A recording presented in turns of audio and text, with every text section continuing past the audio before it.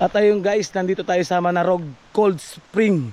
Mamaya papakita ko sa inyo kung gaano kalinaw at kaganda yung ilog. Sobrang linis, sobrang linaw.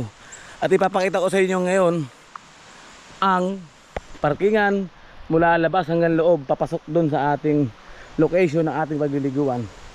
Ay yung aming mga motor, Mio Gear, RKS, dalawang NMAX B1 B2.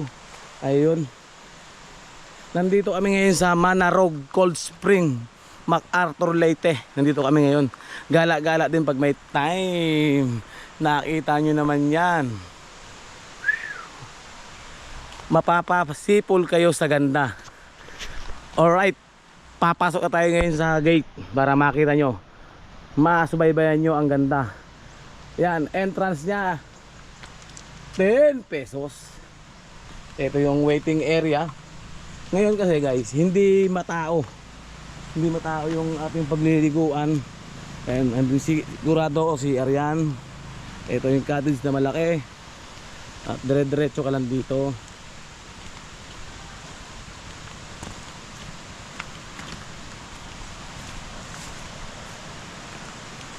At sila tatay ata ang may-ari nito.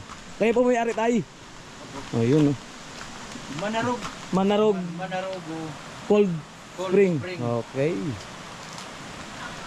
Sige po.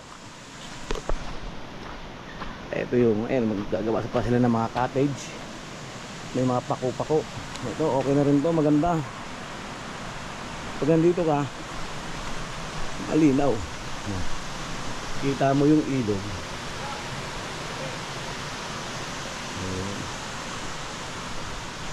Ngayon, punta tayo dito. Hindi na tayo dudulo kasi nakakaya, may mga tao.